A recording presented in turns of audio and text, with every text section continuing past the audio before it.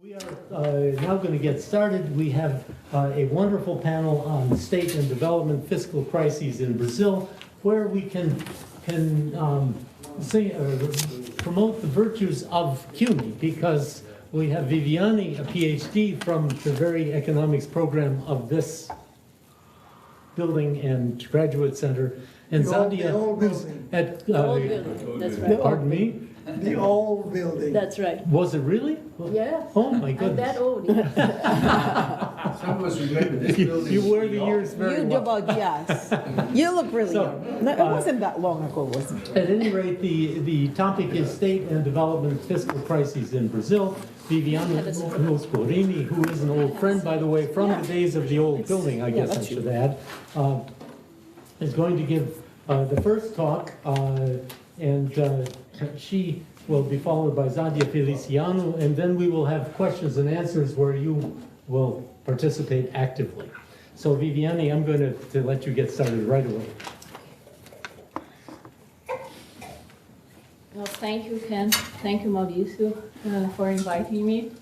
Thank you for your presence, too. I'm very happy to be here. I'm very glad. And what I'm going to do is, what I intend to present is like a picture, a general picture of the fiscal stance of Brazil today, okay? And in particular, I'm going to organize my presentation thinking about the several aspects that we can look at the budget and try to improve what we call fiscal space, okay? And what I will try to show you is that we actually have very limited fiscal space for growth, unfortunately. Brazil has been in a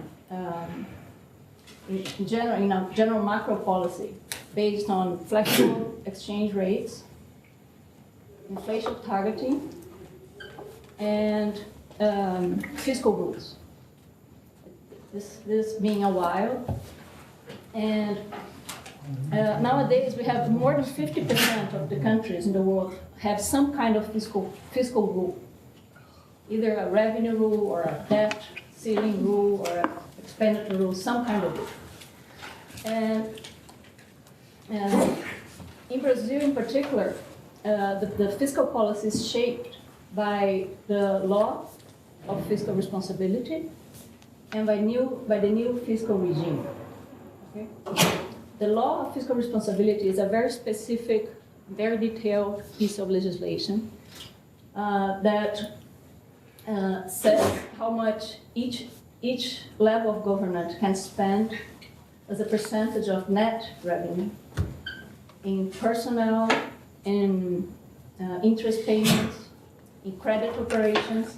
It's a very detailed piece of legislation, very big, very large piece of bill that details every single aspect of the budget. And the new fiscal regime, the law of fiscal responsibility was approved in 2000, so it's been there for a while. The new fiscal regime was approved in 2016. And the new fiscal regime was actually another step over the law of fiscal responsibility, and it includes a ceiling on expenditures. So the primary expenditures of the government the primary expenditure is total expenditure except interest payments. So it's really the expenditure items, what we call above the line, which means exactly what they pay in personnel, what they invest in school, in education, in health. This part of and it does not include what the government spends in interest payments on the debt. Okay, it excludes that part. And the ceiling, the expenditure ceiling, puts a cap according to past inflation. So it began in 2016. So for 2017, total expenditures, primary expenditures, can only increase according to inflation, to past inflation. So for 2017, the inflation from June to June, the middle of the year is when the government has to propose a new budget in August. So the inflation rate between June and June for 2017 was 7.2% a year.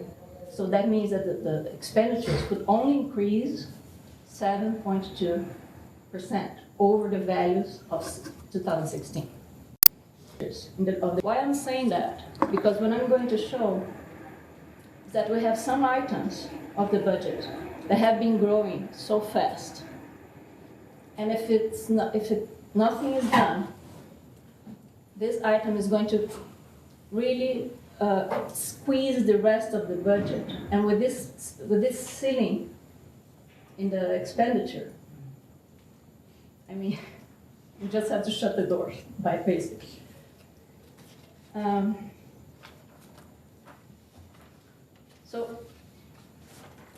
At earlier stages, the discussion about fiscal rules had to do with the design of the rules.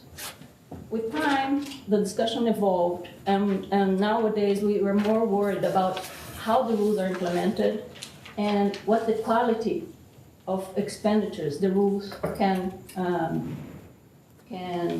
provide. In particular, we're looking for rules, fiscal rules, that can help us increase the revenues, the resources available for growth, sustainable growth. Okay. What we want to work with is the concept of fiscal space.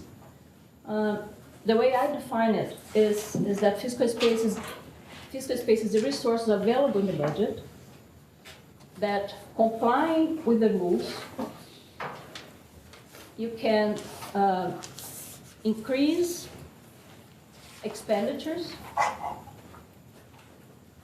in a way that you don't cause inflation, and you don't jeopardize fiscal sustainability, long-term fiscal sustainability. Okay? And how can we generate more fiscal space? We can generate, if we think about the budget, we have like what we say above the line, which is the expenditure and the revenue, and below the line, which is the financing of the deficit, and how the debt is rolled over. So we can improve, and this is actually the parts of the budget as well. On one side you have expenditure and revenue, and on the other side you have how you finance it.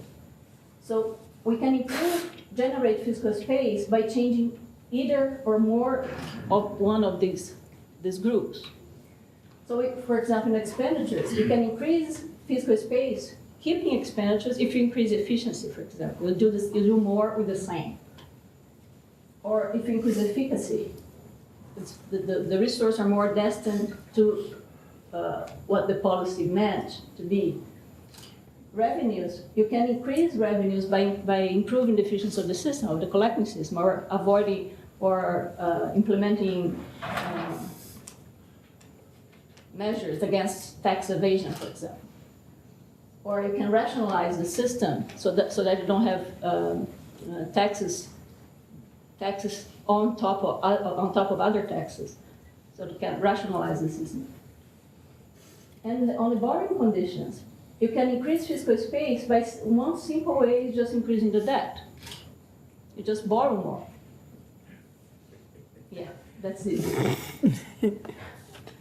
So, but that's what we have to keep in mind, the concept of fiscal space that I use here. You can arrange these items so that you can expand expenditures, increase expenditures, without jeopardizing fiscal sustainability in the long run, and without causing inflation. Okay? So increasing the debt is a possibility in some cases. If the country, for example, one way of seeing that is there's some ways of calculating the maximum debt that the country could get. And if the country is below this maximum, then you have a possibility of increasing fiscal space, increasing the debt, borrowing more. One example of that is like the European Union. It has a ceiling of 60%. So if the country is below 6%, which is not the case of anybody at this point, they could increase fiscal space by just simply borrowing more. Okay? And here the borrowing conditions. If you can borrow more, but you are in such a fiscal condition that the conditions for borrowing, that the market is going to charge you a very high interest rate, a very high premium, then this might not be the case. This might not be a good choice of trying to generate fiscal space. Okay? With this framework in mind, I'm going to analyze every aspect of it. Here, what we have is the nominal variation of GDP and primary expenditure of the central government. I'm going to focus more on the central government. Central government involves the treasury, the Brazilian treasury, the central bank, and the social security system. And I'm focusing on the central government, not only because it's the data is more organized and reliable, but also because the central government is the main actor of fiscal policy in Brazil. Okay, so when you think about fiscal policy, we're thinking about the central government, the federal government. So here what we have is the annual, the difference between the annual variation of GDP and nominal expenditures, both in nominal terms.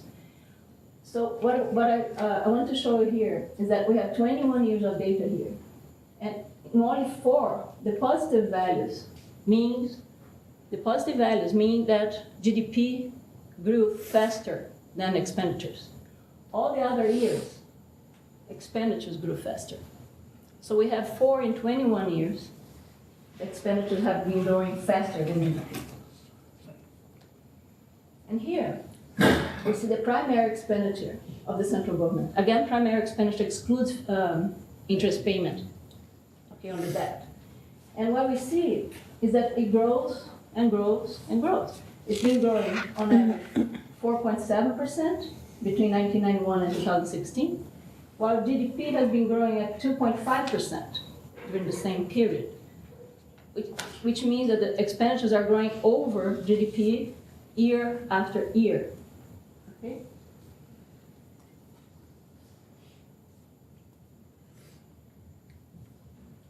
It's true that the end of the sample here, GDP, we had a very strong recession, so this jumps might be do it because of the recession.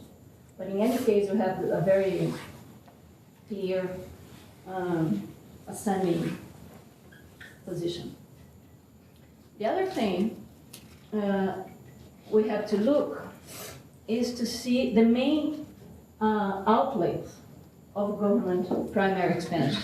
That is, what are the items, the main items? Okay? So when we see the composition of the government expenditures, these are the main items. We have sub items. The budget's very complex, but these are the main.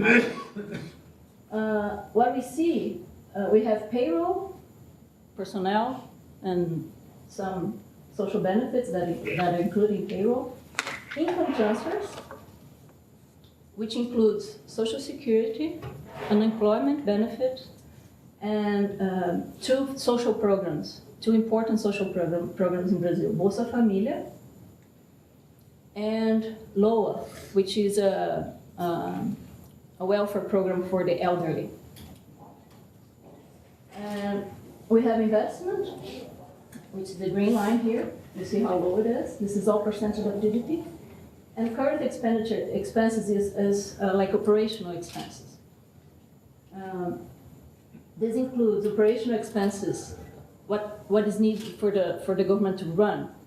So it includes operational expenses in education, in health, and in the government itself, in the federal government itself, the entities of the government. Okay?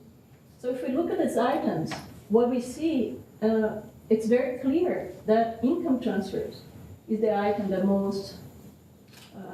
that grows the fastest. And so if we see as a relative participation inside the primary expenditure, we see the income transfer in 2003 represented 47% of total expenditures. In 2016, it's 52%. Okay, so income transfers is actually squeezing the other items of expenditures. What is income transfer exactly? I don't understand. It's Social Security. On Social Security. Social and Security. Welfare and everything. Welfare, Okay. yes. Okay, so that's Bolsa Familia. Yeah. Bolsa Familia. Bolsa Familia is very little, very, very little. We'll see. We'll see. And what about zero hunger? No, it's included there. Okay. You see.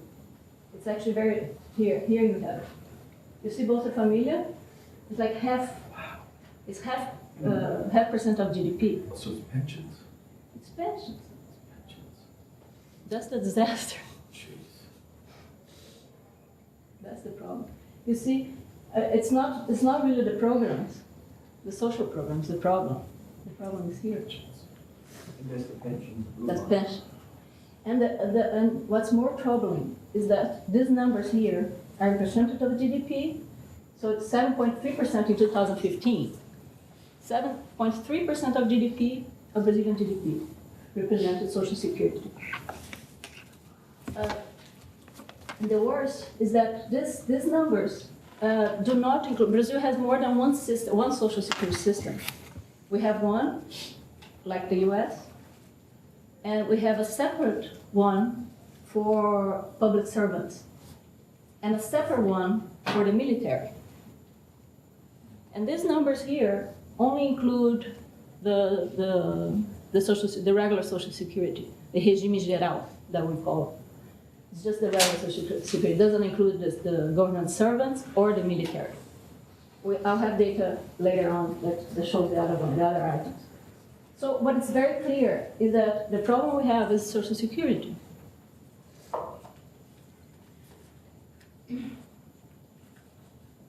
Here is it's just the same data in a pie chart because I think it's easier to see. One thing that's curious is that in from 2003 to 2016, actually pensions reduced its relative participation in almost 10 percentage points. But still, if you see in the overall picture, that's the amount. That's what the problem is. The question is this amount, 7.3% or 8.1%, is it too much of GDP? Is it too much compared to other places? And here I put just some data so that we can compare. For 2015, Brazil spent 7.3% of GDP in pensions. And the countries of OECD, 7.9%, on average, 35 countries, on average, 7.5% of GDP. A little detail, we have 8% of the population over 65. And OECD has 16% of the population over 65, and that's the age when, on average, men and women a little earlier, leave the market, the labor market. So we're comparing things that are actually comparable. Just as a matter of curiosity, for the US, for the budget for 2018, Social Security is going to represent 5.2% of GDP. And this is 25% of federal government outlays. In Brazil, for 2017, that's the last data reliable that I have, it's 8.4% of GDP, and it represents 43% of primary expenditures. So there's clearly something wrong, something wacky here, you know. But each country has its own needs, so let's see if it's a choice and we have revenues for that. That's a choice, okay. We want to spend that much in Social Security. So what I did was this is a lot of numbers. The only thing I'm going to draw your attention is to the last line of the table. The last line of the table shows the relative size of pensions, of Social Security, over net revenue. Why net revenue? Because there are we have some constitutional transfers, obligatory transfers. So the sooner the money hits the federal government, the taxes and revenues hit the federal government, they have to transfer to states and municipalities, okay? And also some other items that are transferable. So net revenue is actually the resource that the federal government has to maneuver. That's why this last line. 2017, in 2018, it's expected to pensions are going to, and now I'm including the three, okay? The Social Security, the public servants, and the military. But you see the size of the numbers. You see, the military is 22 billion of reais, public sector is 77, and the Social Security is almost 600 billion.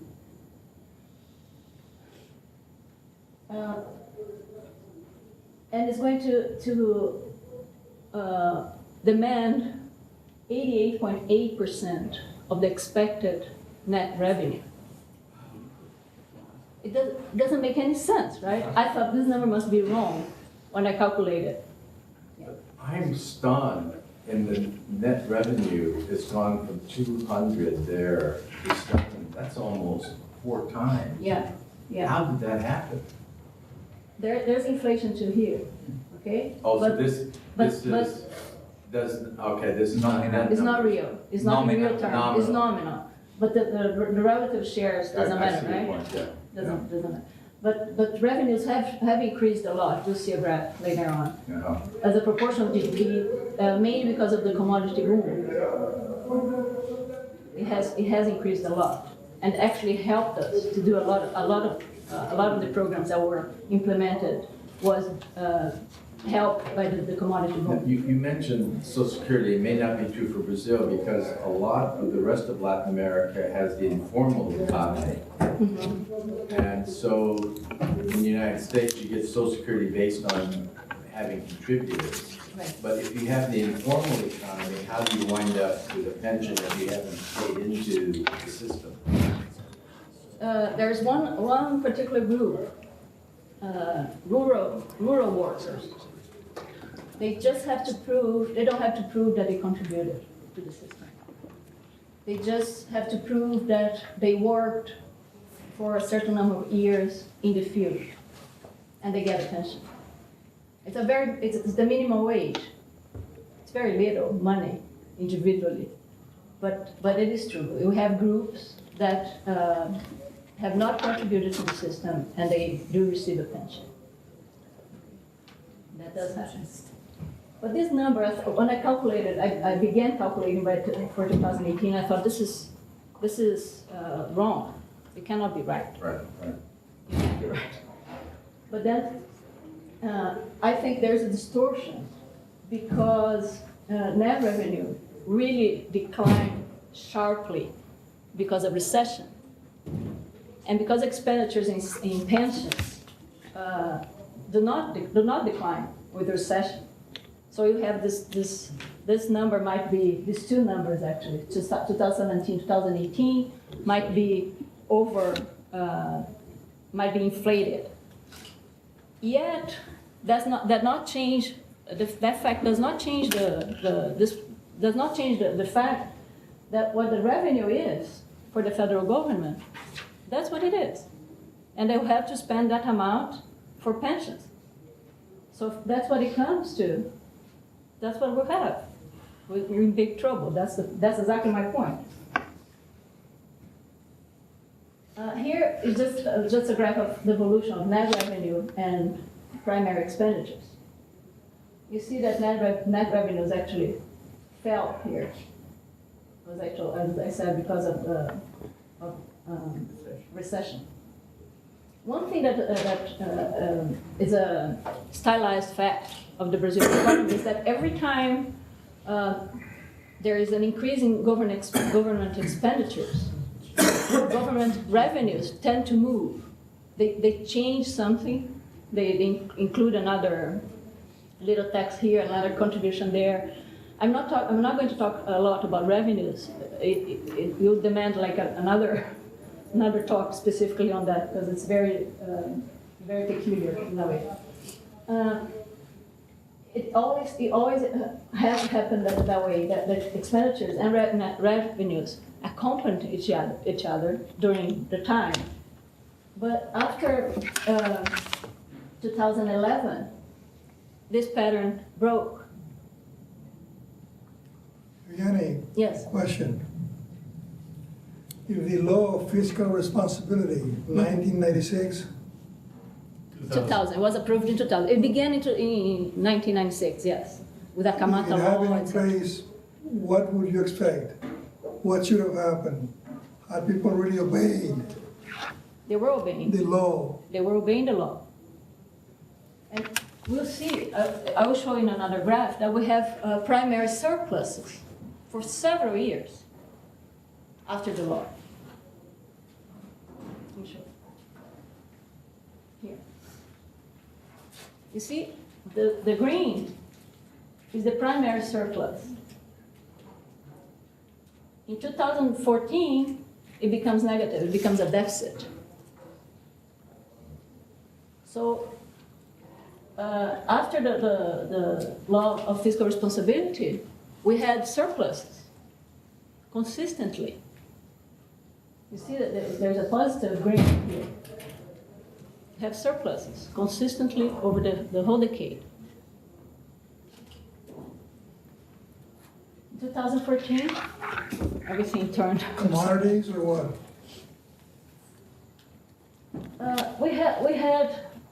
There was a combination of factors, I would say. We had a turnaround in commodity prices and in terms of trade. Was against Brazil. Turned against. It was very favorable and turned against. And I think it was also bad management. A lot of it. Because if you earn an amount of money that you were not expecting, you're not going to get into a contract spending more money that you cannot get out when that extraordinary revenue is not available to you anymore, right? You don't want to get in that kind of situation. So what happened was, and that was the problem with the local governance. The state of Rio de Janeiro is in such bad condition now because of this. in 2010, right? What? Lula. Lula stopped in 2010. Yeah. Dilma began. 10 through 16 is Dilma, right? Dilma, correct. Then 16 on is Temer. Temer, right.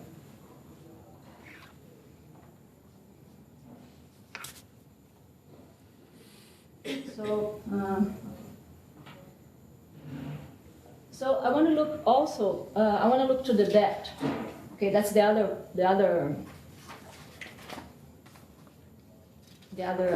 block of things that we can.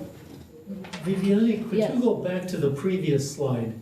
Because I think the questions, This? I'm assuming you were going to explain to us why that pattern where they were paralleling each other instead ended and it converged after 2013. Yeah. Excuse me. I was on because it is a very dramatic shift. It is. And is it politics? Is it graft? Is it whatever? It almost seems like we had a forest fire. 2014, when it Yeah, exactly. You started to talk about local government. I'm talking about You what? started talking about local governments and Local government. yeah. And another question for you. So can you continue your thought on that? What was the role there? The law of fiscal responsibility applies to all levels of government. And they're very strict about it. So if a local government does not comply with one of the items, or if it's approaching the limits in expenditures with payroll or debt or something,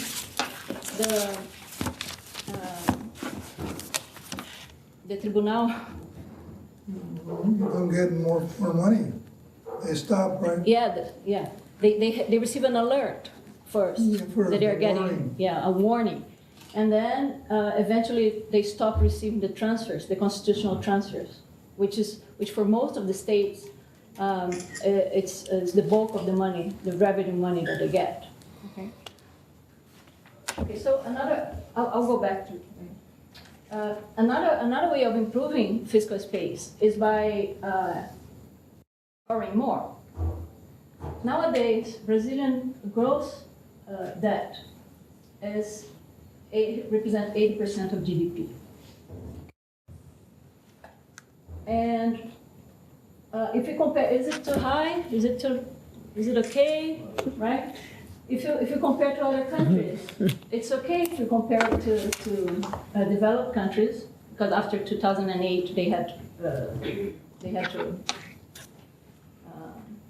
provide help to the financial system, and most of them got a very large increase in their debt over GDP. So we're fine if you compare to the developed countries. But if you compare to Chile, for example, or to Mexico, or to Colombia, we're not in good shape.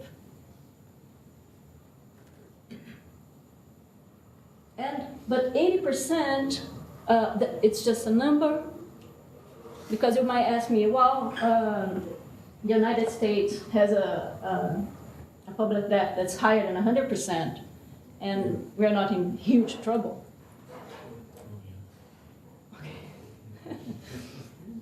Japan has more than 200% of GDP.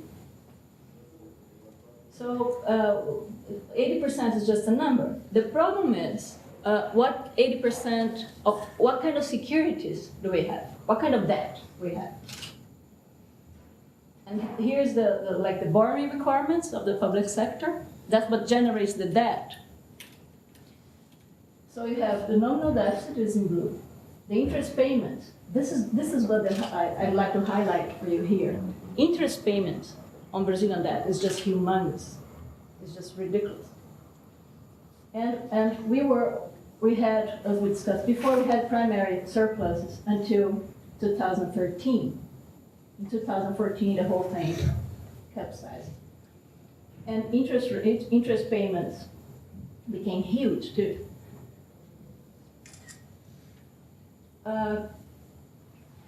And here I have just to give you some perspective of what happened in the last few years. Most of the time, Brazilian debt was around 55, 60%, between 55 and 6% of GDP. After 2014, the debt ballooned. Of course, this is a result. This is just the other side of the coin of not having primary surpluses at all. On the contrary, having deficits, primary deficits, and paying a lot of interest payments. The government had no money at all to pay for interest payments or to pay for its own expenditures. So it had to borrow more, and in very bad conditions, as I'm going to show next, very bad conditions. As a result, the debt simply ballooned. Here what I have is the composition of Brazilian debt. What I want to highlight here, the average maturity months, 54 months is the average maturity. This is very little. That means that Brazilian debt is short term. most of the time, most of them. And the profile, 73% of it is indexed. That means that it's corrected with inflation, a floating interest rate, or the exchange rate. That means the exchange rate is a very benign number, it's 2.4% of it only, which means that the budget is secured against volatility in the exchange rate market, or some sudden stop of resources. The budget is secured against that from the point of view of the debt. But the floating rate, 47% of the debt of securities are indexed to the floating rate. What that means is that if the central bank has to change the interest rate to curb inflation, that affects not only the new securities that the government has to issue, but the stock of the debt. 47% of the stock of the debt is impacted directly by any change in monetary policy. So we have an intertwined relation between fiscal policy and monetary policy that's not common. It's particular of Brazil, which makes things more difficult.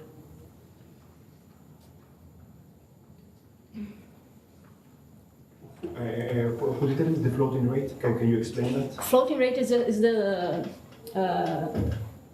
you buy the security not at a discount, and usually the way it works, a nominal security, you buy it at a discount.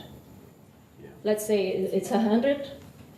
Okay, the price is 100. You buy at 90, and you receive 100 at time of maturity. Floating, you buy, but you don't know exactly how much you're going to get. It changes how much you're going to get at maturity. It changes with the interest rate. My question now is, we are in big trouble. Can we grow out of it? Because growing, if we can grow, it's much easier to solve fiscal problems. Here I have the real annual growth rate of GDP, and the red line is the moving average, 10-year moving average. What we see here, what I want to highlight, is the volatility of growth rates and the fact that after the 80s, Brazil has not been able to sustain growth over 3% in a consistent way. So the average growth was 7.4% until 80. And after 90, it's 2.2, the average. So it's not going to be easy. My point is, it's not going to be easy to really just grow out of it. And the other problem we have is the capital formation, investment rate. Here we have, for comparison, the Brazilian investment rate nowadays is 16.4. When we had higher growth rates, we had investment rate of over 20%. And now it's 16. And if you compare to other countries, we are really lagging behind. We're just winning of Argentina, against Argentina, which was in big trouble, is getting better now. And also here you see that there was a huge fall, a free fall of investment, of investment rate after 2014. And finally, and I want to show you some numbers about investment in infrastructure, because historically, the federal government has been the main actor investing in infrastructure in Brazil. But still the amount is very little. If you see these numbers here are from Fishtack and Davis. It's a very good book actually, but it's in Portuguese. It's 1.03% of GDP. That's very low. The private sector contributed to 1.31 just for investment in infrastructure, okay? And if you make the total investment in infrastructure is 2.33, and the per capita depreciation rate is 3% of GDP. So if we invest 2.3, you don't cover depreciation. So everything is ran down. Roads, ports, everything. Should be 4%, right? Should be 4%. Yeah. And the last line of the table shows the amount of the importance of the public sector over the total investment in infrastructure. It's been always above 40%. If we include that, there also what is backed by the government, what's financed by the government, you end up to 74% of the total. So my point is, if we don't improve the fiscal conditions, so that the state can renovate or create other kinds of mechanisms to invest in infrastructure, because the country cannot grow because there are bottlenecks. I don't have time to discuss that, but we have bottlenecks all over the place. So every time there was some attempt at growing, inflation came up. And you have to restrain the economy every time. After the 90s, that happened. So that's what we have. So what can we do? I'm going to just move there. What can we do? What I showed you, this is my last slide. What I showed you that expenditures are very rigid, because it's to make a change in Social Security, you have to convince people, you have to convince Congress to vote on a change. It's been very difficult. It's been very difficult to approve it. It's been on and off Congress, and they are not able to approve it. Efficiency, difficult to change as well. Public servants in Brazil have guarantee of tenure? They have tenure, which has a reason, you can discuss that, but in many aspects, it cannot improve, it's very difficult to improve efficiency, because, if I work, I gain, if I don't, I gain, I get my salary as well, so it's kind of different.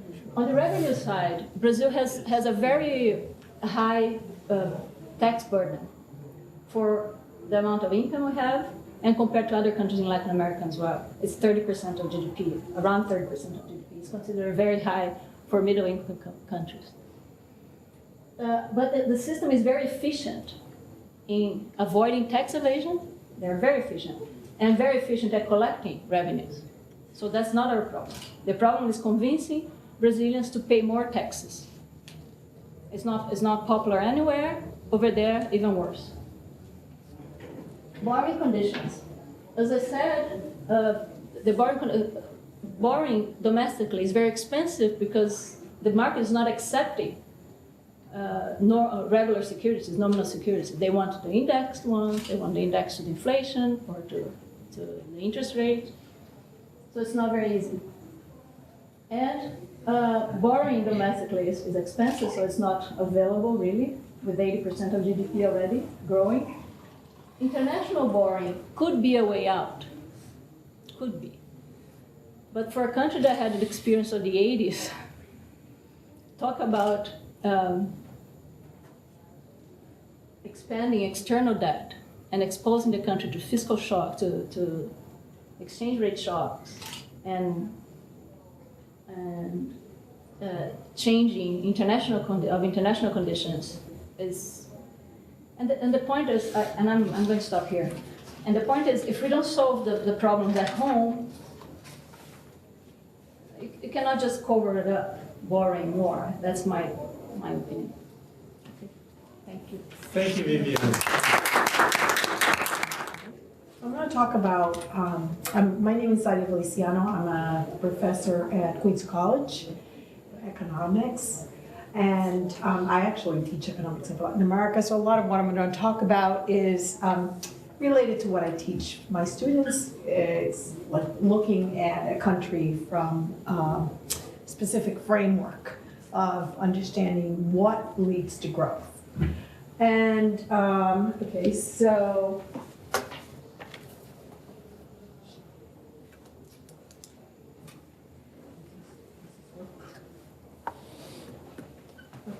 yeah, so Viviane already showed some of these graphs about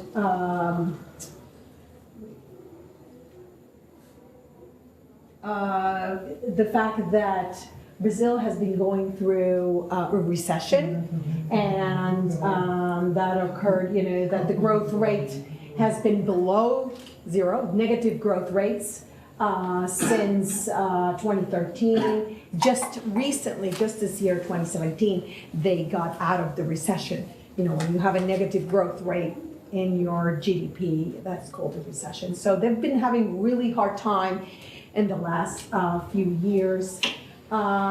This is GDP per capita, so in constant dollars. So again, since the 2013, GDP per capita has actually declined. So people can buy less stuff. So people are unhappy, I would say, about that.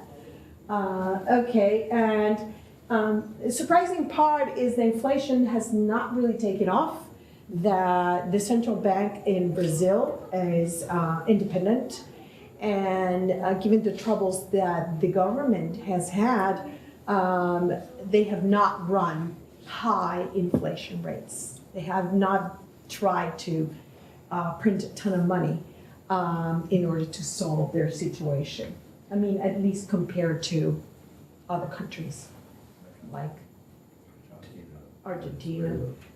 And Venezuela is like out of this world. That's hyperinflation. Okay, so percent of total amount of people who are in poverty, we have here Brazil as in 2010, about 25% of poverty rate. So it's pretty high. And actually, Brazil has one of the highest Gini coefficients in Latin America.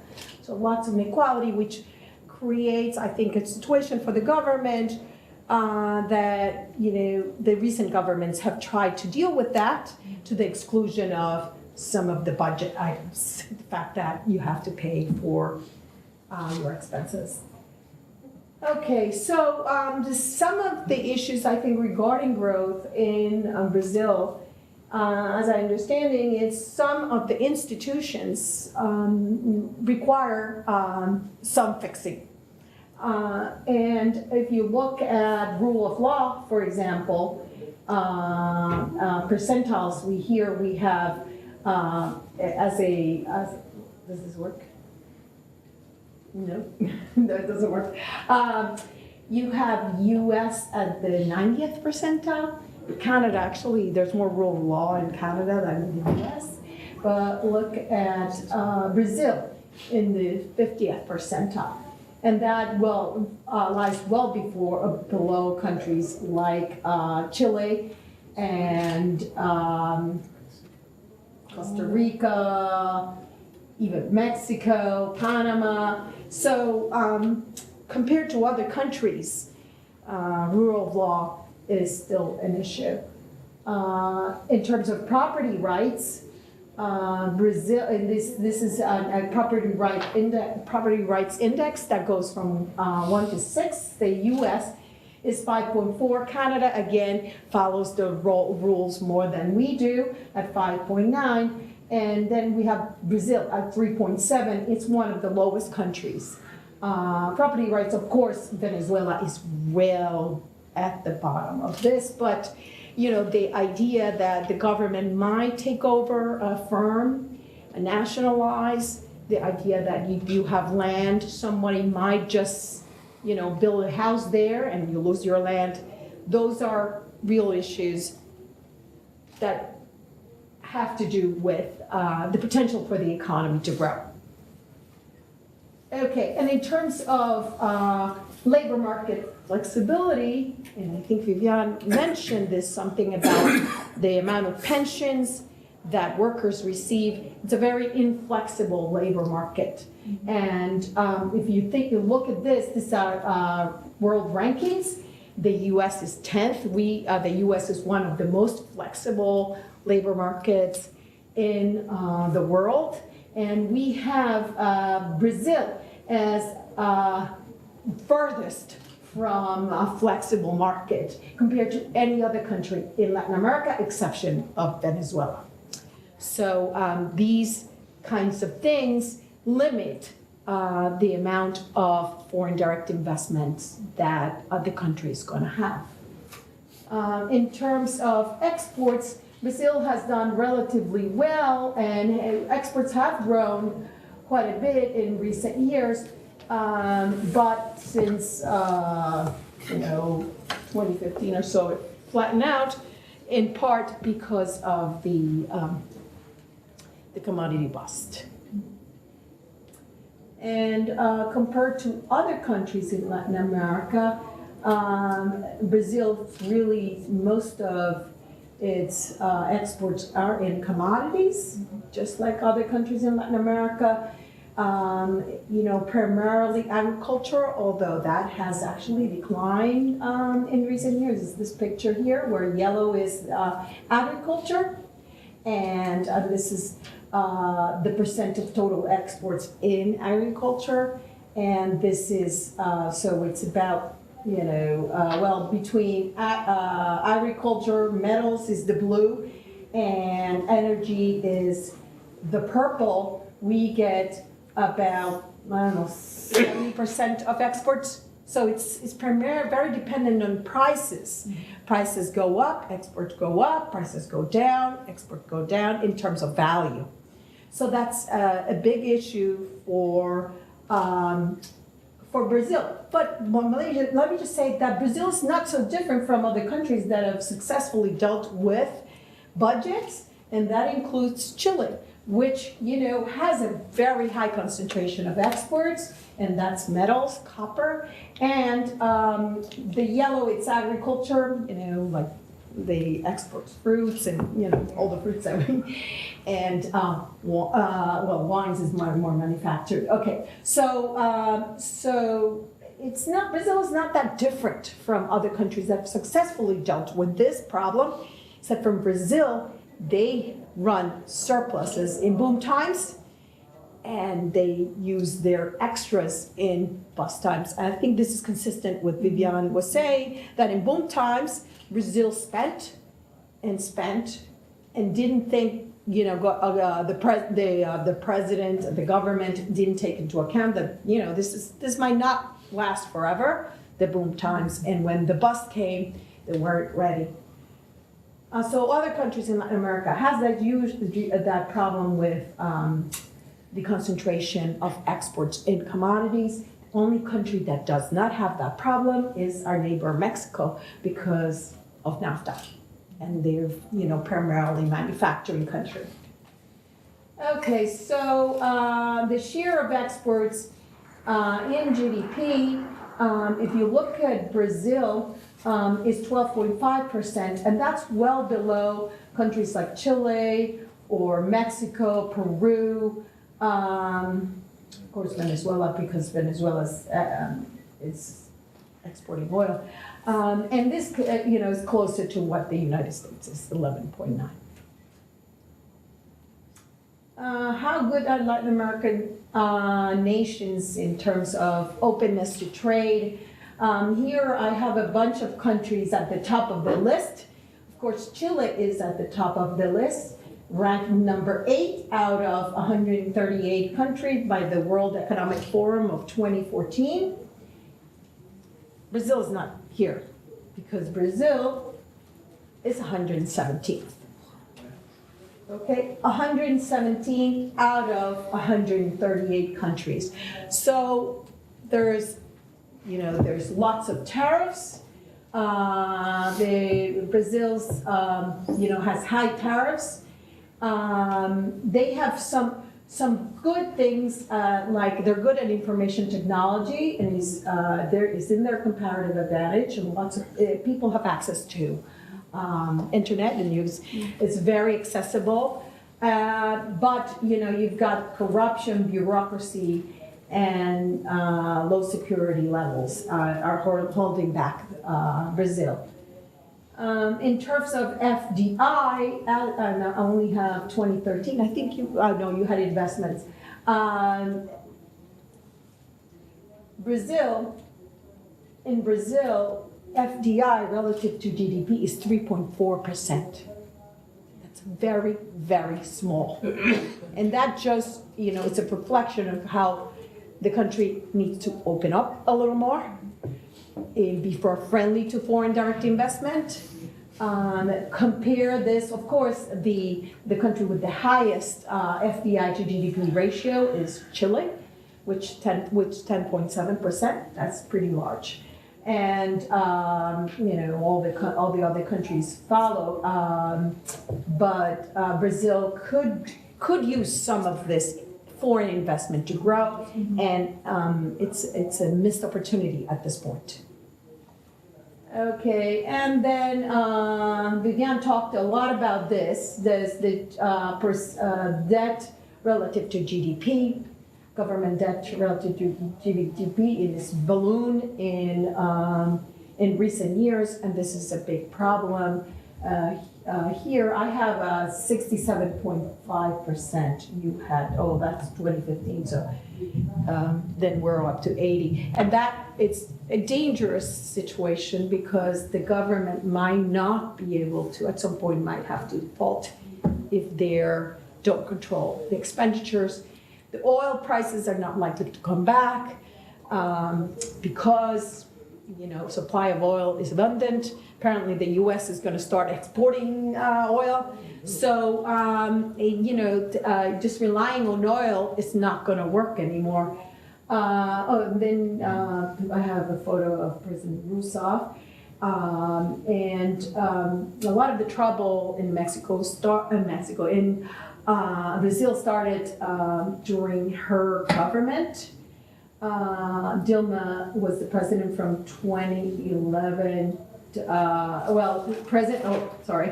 I meant to put 2016. So from 2011 to 2016, and she was impeached in August of 2016. And she was the chief of staff of President Luis Inácio Lula da Silva from 2005 to 2010. And her policy, I think this is she followed in the footsteps of Lula in the sense that she was somewhat of a populist, and she emphasized the poverty eradication and job creation and political reform. And Bolsa Familia became, I think, one of the signature programs where families were paid to send their kids to school, and expenditures on the program increased a lot. Of course, cannot be compared to compared to pensions, but it's still a strain in a government that is actually shrinking revenues because the price of oil has gone down. Okay, so, during her presidency, there were lots of protests, and that was related to the Petrobras Scandal. And this, again, it shows some deep problems of the Brazilian government because of the kickbacks and corruption involved here went into the millions and billions. And this occurred while she was in the board of directors of Petrobras. So obviously people felt like she must be involved in this scandal. But in the end, she was impeached because not because of corruption in the Petrobras, although that was there, but she oversaw the misuse of state bank funds to mask the budget deficits in the run-up to the elections in 2014. So she pretended that the budget deficit wasn't as large as it was. Again, transparency here seems an important item that needs to be addressed for the government, for the country of Brazil to actually grow. And I can't, I will leave it as, Brazil has lots of resources. Brazil is ready to be exploited for economic reasons, but not opening to trade. The lack of foreign direct investment, the lack of increase in exports relative to GDP, that is where I think they could grow, from where they are to where they could be in the future. And I think it is possible, but change, the mindset has to be changed. The government has to say, okay, we're gonna actually make it easier for foreign companies to come into the country, as opposed to say foreign countries are bad, we have to control them. But that's a different kind of mindset. It's so different from Chile, which was the 8th most open country in the world. So I think there's lots of good things to come to Brazil, but institutions have to be changed.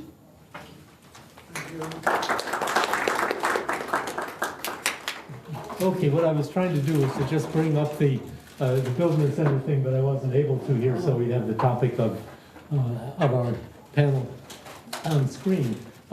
This being a Business Center event, and many of you have been, I think, as I look out at the faces, all of you have probably been here before. We take questions in bunches, and so I will take 3 questions, identify whether your question is for Viviane or for Zadia or for both, and so then they will have a chance to answer those 3 questions, and then we'll go on to the next set. So open for questions. And let me ask you to identify yourselves when you ask the question. Ready? Question 1. Thank you. My name is Alfonso Diaz. I don't have an institutional affiliation. I want to ask this to Professor Luporini. Could you expand on, you painted a very bleak picture. Particularly, I want to focus on the exponential growth in the pensions. But what is the explanation? This has to do with the change in the composition of the age of the pool of the Social Security participants. That is, it is because the retirees have taken a much larger share of the population that is part of this system. That is, the ones who withdraw because of evolutions in the demographics. And a correlated issue, it's very intriguing. Why is it that even though the taxes seem to be very low, is what you said, but in particular, what kind of taxes? Are we talking about income taxes or the sales tax, or what kind of taxes? Because it relates to what Professor Feliciano has said, that are tariffs of income for the fiscal treasury, for treasury. Was it clear, or maybe not? Okay, next question. Over here, identify yourself, please, and ask it loud so they hear over there. Yes, Yannis Zeligakis with the Henry George School of Social Science. The first sentence I'm going to preface my question is that not all incomes, not all taxes, and not all assets are born equal. So with that, do we have a decomposition of where the spending went? What assets? Because there are 2 ways to bleed an economy. One is to take money out of the country, okay, and the other is to put it inside the country but under the mattress. So, do Brazilian economists know what holes the Brazilian economic barrel is bleeding money out of, and you end up in fiscal deficits and big debts? Third question. Lenny Silverstein. I've been struck that neither of you mentioned the impact of Chinese investment in Brazil, and I would wonder if you could comment on that. Would you like to answer from the podium or from the table? On the table. And particularly, if you want Okay. to go back to your slides, you should come up here. Okay. Oh, I took my slides out. She doesn't. Yeah, well, we'll sit here. Okay. Can you talk about China? Yeah, I can just mention about China. It's true that China has been a huge impact, has had a huge impact in South America because China has been interested in commodities, just exactly what Latin America has to offer. That is related to the commodity bust because China was growing at 8%, but now it's growing at 6%. And what happened is that they weren't demanding as much copper, for example. So the or whatever, soy or whatever else, Brazil or oil. The decrease in demand came in part from China. And that's how things kind of got tough for them. But China has been investing in Latin America in commodities specifically. And I hear, and I don't know if this is the case in Brazil, that they also exchanged not just they would pay with sending cars, for example, Chinese cars. I don't know if it's in Brazil. In Brazil has happened to, in some of the countries in South America, yes. So is a blessing and not so much. I thought that they were also investing in the infrastructure, They are. roads in particular, They are. and ports, right? Ports. In Brazil? Viviane, do you want to address Yes. specific investments of Chinese? I don't have the numbers with me, but they're buying land because they want to complete the whole. They don't want to buy the raw material anymore. They want to produce it. So they're buying the land, and they're investing in the places where you have to export, how to escoar. Export the materials to Yeah, ports. to export. Transportation infrastructure. Yes, and in railroads they're investing too. Because Brazil is a very big country, so they have to get the material from the center of the country where the soybean, most of the agricultural business is, and towards the port. And even so, in that regard, the foreign direct investment was low in Brazil. Very. And which am I inferring right that a large portion of that foreign direct investment then is coming from China? Yeah. Mm-hmm. I would say so. More responses to questions. Yeah, about the questions why pensions are increasing so much, right? We have a population change. There are several factors. One of them is a population change. Brazilians are getting older, and women, the fertility rate in Brazil has gone down dramatically. It's less than I think it's 1.4 kids per woman. So it's below the reposition rate. So we don't have young people that much anymore. We are going to have fewer and fewer. So it's an age thing. The pyramid of the population is changing. The big impact in expenditures in pensions was the minimum wage.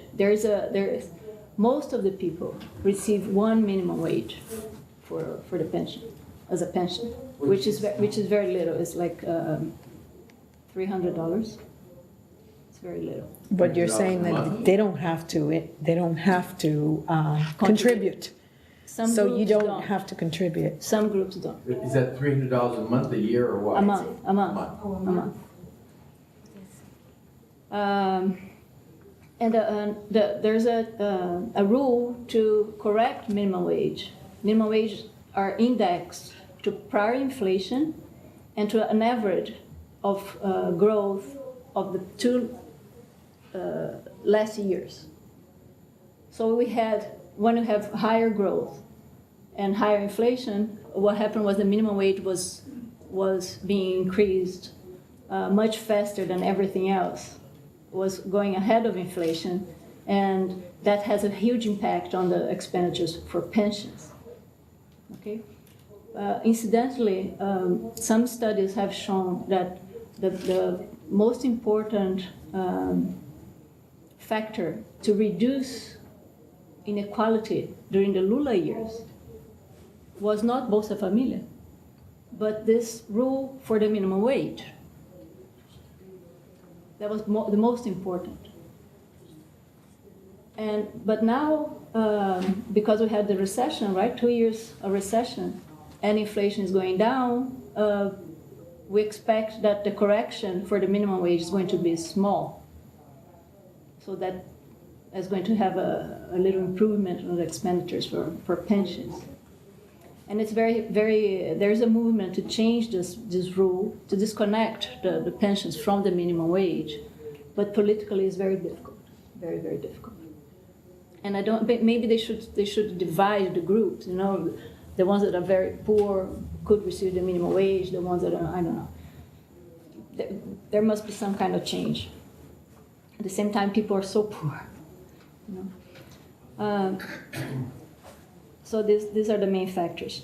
You also asked about taxes, tariffs. What are you said that the taxes were low. No, I said that I'm sorry. The level of tax. But the tax burden is 30%, around 35% of GDP, which is considered high for countries of middle income like Brazil and compared to Latin America as well.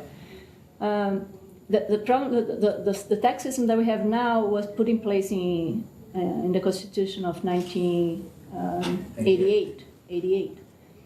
And we had just come out of a dictatorship, so there was a lot of social demands, and so the whole system took a lot of resources from the new system, took a lot of resources from the federal government to the local governments, and gave them also a lot of responsibilities, like education. Primary education is all done by municipalities. Secondary education all by state governments. Only federal universities are for the federal government, and some particular federal schools. So, but the states don't have the capacity to generate create taxes and create. So they just have the sales tax, and the municipalities have the tax on services. And the system is very confused. You have like 35 items of taxes. You have income taxes, you have taxes on IPI, like in industrial production. You have, I'm talking about federal taxes. You have taxes on imports, you have taxes on exports, and you have at the municipal levels, you have property taxes, you have service taxes. I mean, you have a lot of items, very small items. And we also have a lot of contributions. Contributions that's another particular thing. Contributions are not shared with local governments. The revenues from contributions are not shared legally with the local governments. So what happened was that a lot of the revenues increased from, if you analyze the increasing revenues, the contributions over tax revenues for the federal government, you see there's a very large increase of contributions, of number of contributions. Contributions over wage, contribution over profit. We have a lot of different types of contributions. And these contributions are are earmarked to particular programs. And because of that, they are not shared by the federal government to this local government. So what they did is they several times the government needed revenue, they would create a new contribution so that they had the money. So they would create like an item of expenditure to be able to create the contribution. And we have a legal device called the RU, which allows the federal government to get 30% out all the revenues coming from contributions that are earmarked. Okay, if you get a contribution for the Social Security, you have to spend that on Social Security. You cannot spend on something else. But because there's this legal artifice, which is called DRU, they can spend up to 30% of their contribution in any other item of the budget. So there was almost an incentive, and there's literature about this, I'm not saying that. There's almost an incentive to create contributions so that you can get free money, to allocate somewhere else. It's a lot of distortions. You have a lot of distortions in the tax system. There is a proposal of tax reform, an overall tax reform. It's been in Congress for 10 years, it doesn't move because it's very difficult. Politically, it's very difficult. The other question is why deficits, right? Mm-hmm. Like how does the economy bleed? I mean, if you give high pensions, if the pensioners spend it on the economy, you wouldn't have this big problem. But somehow money disappears from the economy. And I see where you're coming from. Okay.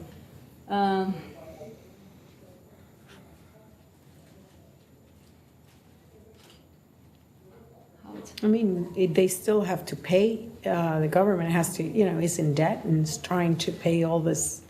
You mean if there is capital flight, is what you... No, but most of these people, they receive very little, so they don't pay taxes.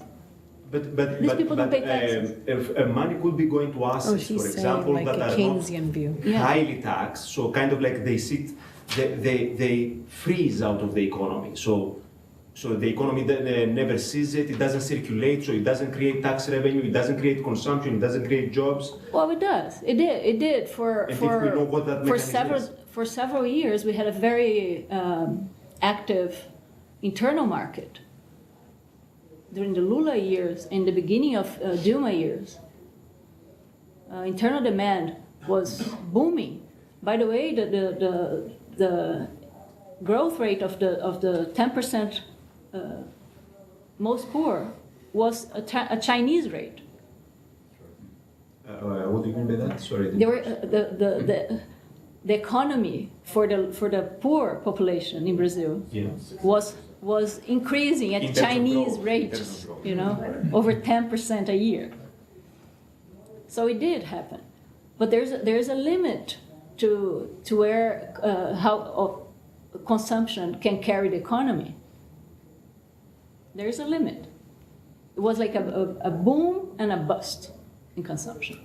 But I have a question about the government. Hold on, let's, have you finished all of the responses? Okay, we'll take the next round, but I'm gonna jump in at the beginning of it because Viviane published an article recently, or a chapter, Thriving Through Uncertainty, Fiscal Space for Sustainable Growth in Brazil. So I was expecting an upbeat report from you, and in fact, as you concluded, Brazil can't grow your way out of it. So I thought you might make an observation about, from that title, I said thriving it begins with, and this was not a picture of thriving that you've dealt with. It's one of the most alarming descriptions that I've heard in a long time. The date I had there in the art was up to 2013.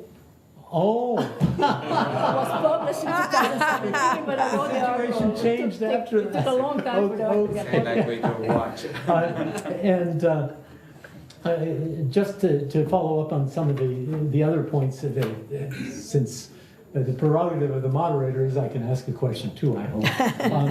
That Viviane, when you dealt with the percentage of the people over age 65 in, was it Germany or the EU, compared to Brazil, and you said that, well, it was in Germany or the EU had 16% of their population over 65, and Brazil had only 8% in that category, and yet the percentage of GDP they were spending was roughly the same, in the 7% range.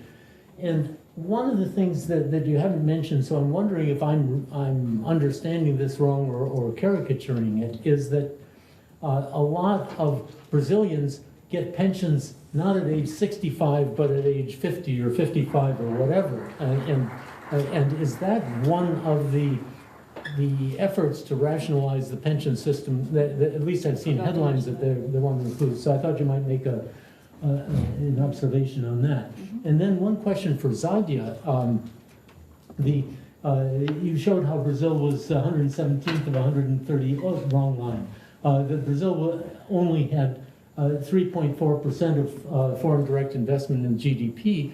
And I was wondering, when one deals with trade, Brazil being a country of continental dimensions, whether that would necessarily make the Brazilian percentages in trade and things like that lower, simply because they're producing a lot for their own giant economy.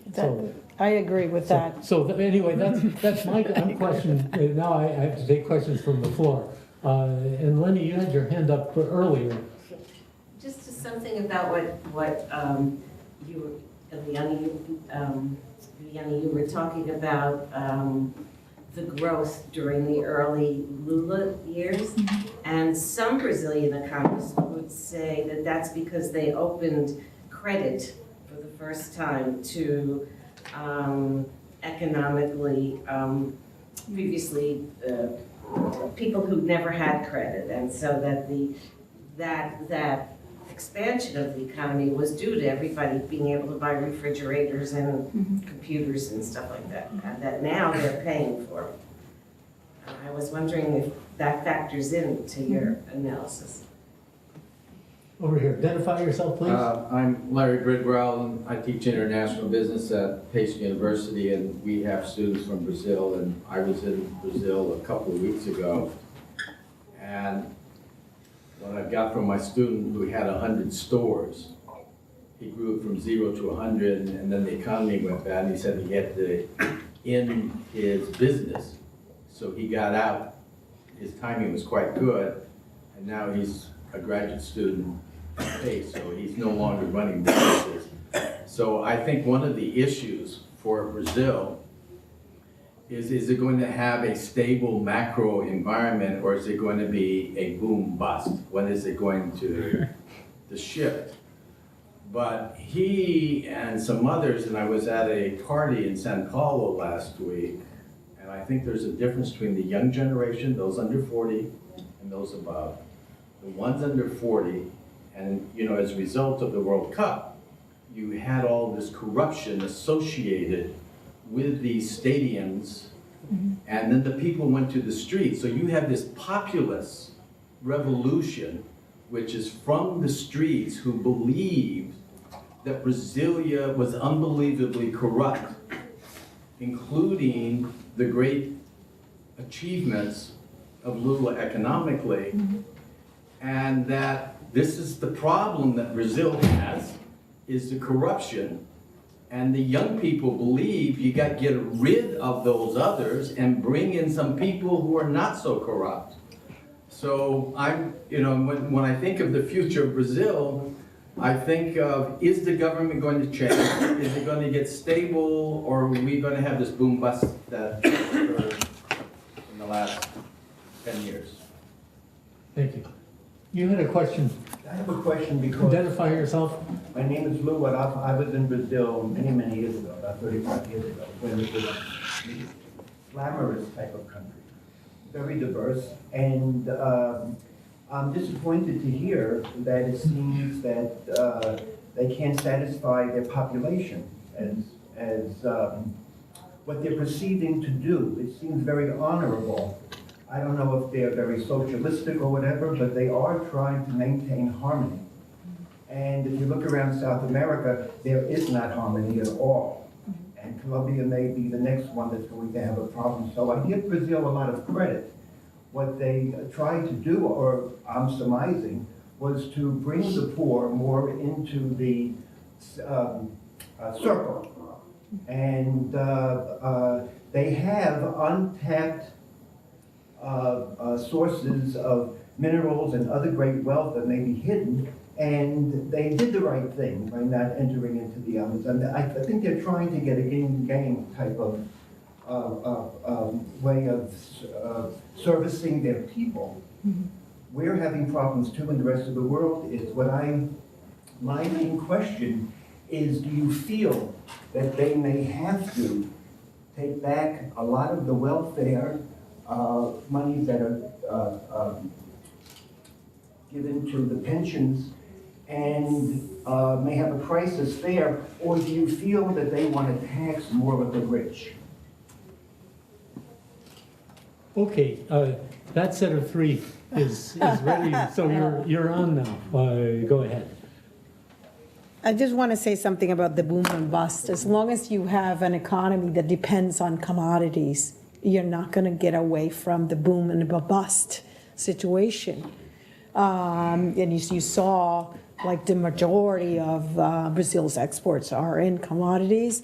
So when commodities are up, things are great. And when they're commodity prices go down, then they're not. But the governments have to establish some sort of mechanism by which at boom times you don't overspend. And perhaps this is the problem, that because of the income inequality situation, when there's boom times, there's this tendency to try to overcome the problem, but when you are of inequality by redistributing.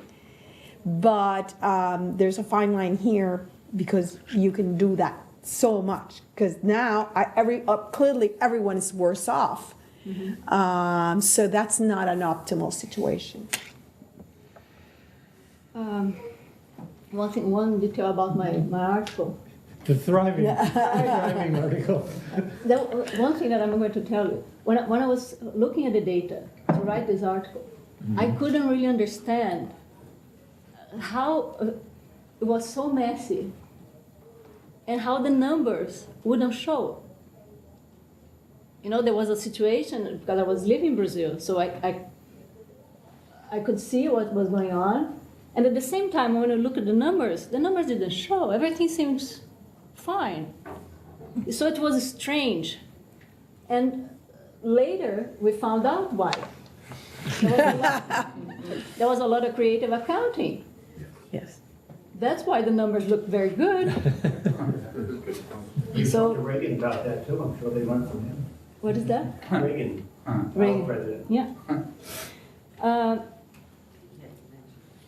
One thing that I forgot to mention about the Social Security system, I don't remember now who asked me, was there's a rule for time of contribution.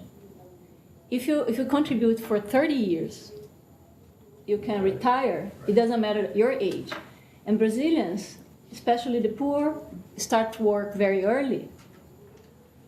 So they start contributing very early. So it's true. Sometimes they're 53 and they're retired. And people are living longer, right? Which is good. Even if you're poor in Brazil, if you survive until 60, you're likely to survive until 80, even if you're poor. So, which is good. But not for the budget. But not for the budget. Not for the budget. The other thing about the credit boom, there was actually a credit boom. Also, what they call crédito consignado, which is linked to the public servants paycheck. There was a huge boom of this kind of credit. And there was a lot of incentives, fiscal incentives, to sell refrigerators, furniture, consumer durables. TV, yes. Imported or domestically produced? Domestic. It didn't matter. I mean, it didn't matter in people's minds, but economically it matters. No, it didn't matter economically in terms of the policy. I totally You agree, understand? but the production, did Brazil develop like a domestic appliances industry? We do have. Okay. We So do it was have helping the But there was a domestic lot economy. of imports as well from China.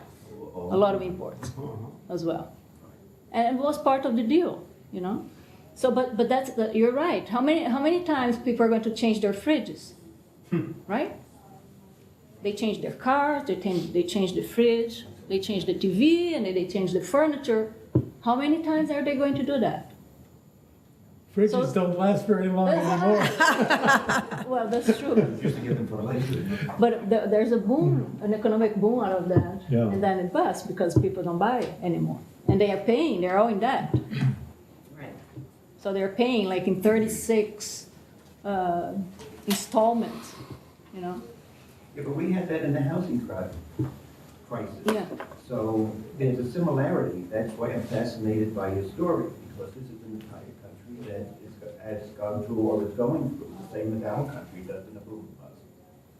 But in the We case don't of, have too much of a bust, though. in the case of U.S., it was a private thing, right?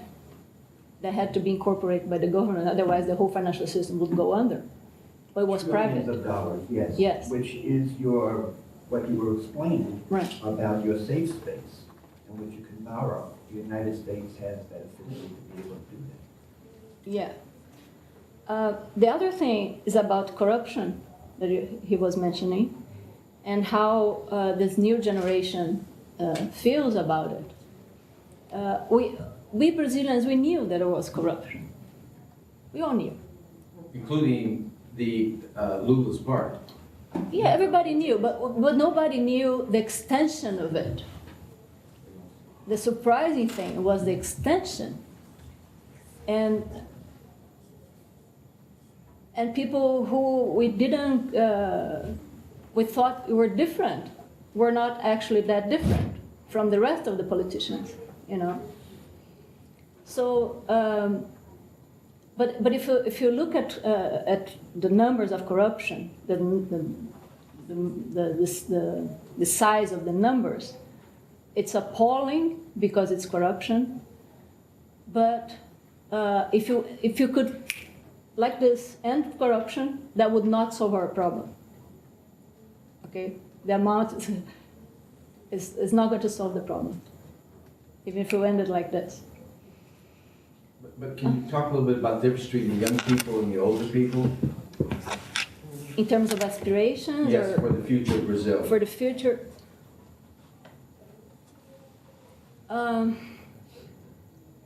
I think we have a new generation of lawyers, and that are very strict with the rule of law. And that's a change that I see in the classroom as well. It doesn't look good anymore, you know, if you don't follow the rules. And I think that's a good thing. It's a positive change.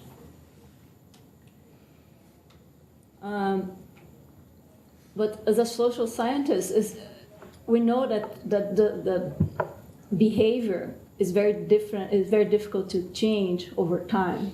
You need a cultural change. That's not very easy to come about. What worries me about Brazil nowadays is that there's because of the extension of corruption and of the inequality it became worse in the last few years because of the recession, is that more and more people are willing to accept kind of easy solutions outside of democracy, for example, which I think is very worrisome.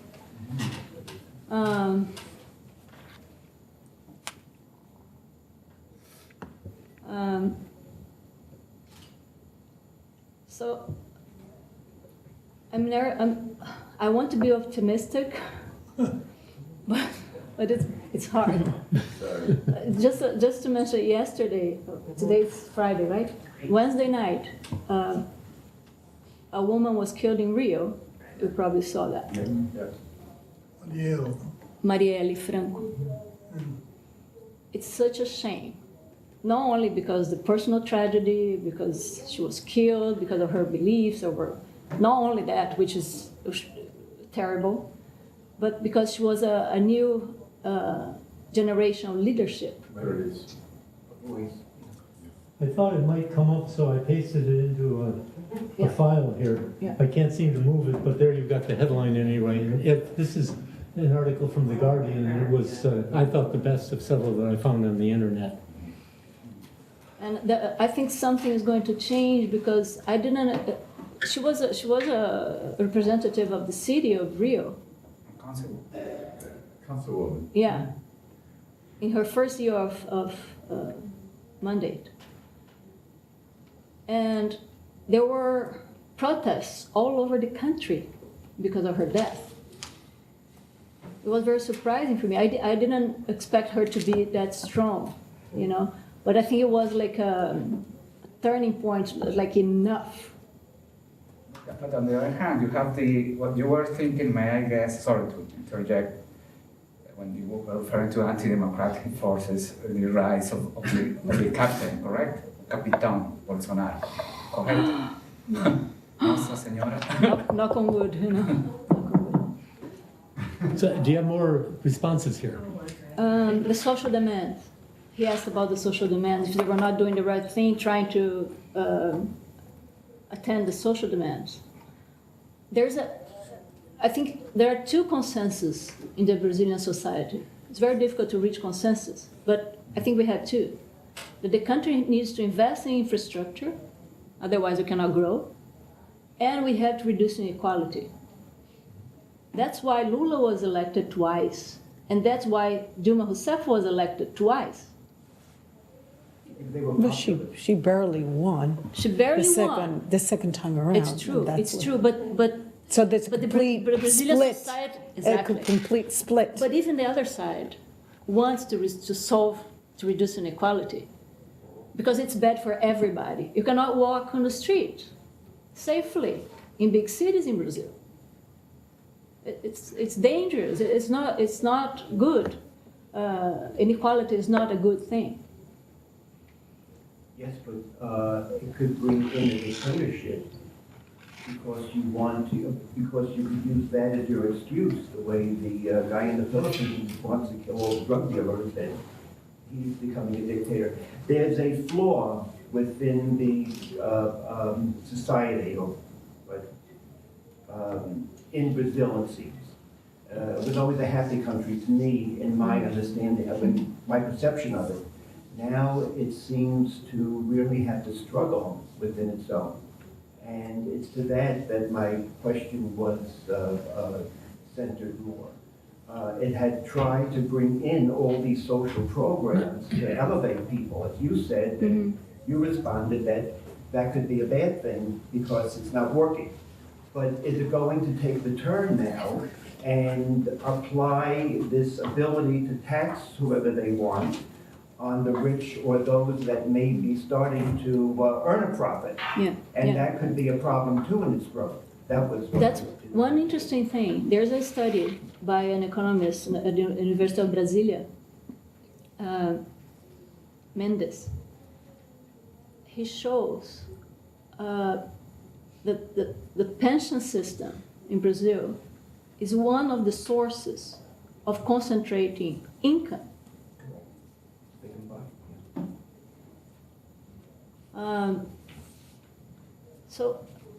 And government expenditures as well is a way of concentrating income, because we spend a lot, but we don't spend for those who really need the service.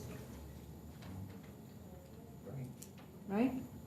So there's something structurally wrong, because if you spend in education, 18% of I think it's 18% constitutional, federal government has to spend of net revenue, of revenues in education. and you spend even more than that. And still, schools are very bad. Public schools in Brazil are very bad. Health, I mean, you cannot even mention. So, is that, we ask ourselves too, where is the taxes that we pay are going to? Because if you have a little money, you don't want your kid to go to a public school. If you have a little money, you buy health insurance. You don't want to end up in a public hospital. Yes, but we're having the same problem too, and I don't want to call it on a sophisticated level, and I don't want to take any more of the time, but this is a mirror. In other words, you may want to call that the micro, and we're the macro of all these problems that you develop as you raise yourself up as a country. So what the bill is going through is, I find this lecture very transparent as to what I have to understand within my own country here. So that's the situation. We may get another Trump because of it, and see what the corruption is going to be like in that area. Last observations. Let me just make one point, since Viviane, you mentioned lawyers and rule of law. There is a very good report on the rule of law and the application of anti-corruption judges' rulings, and it comes out of one of the libertarian, I think it's the Cato Institute. So if you Google Cato in Brazil and rule of law, it'll come up. I thought some things from the Cato Institute are kind of strongly biased. I felt this is a good, sound academic report, and the best one I've seen on this is within the last year. So just for those of you who are interested. Anyway, let me thank our presenters for wonderful, I learned a good deal today, thank you. Wonderful discussions, and you, the audience, for the questions. Thank you.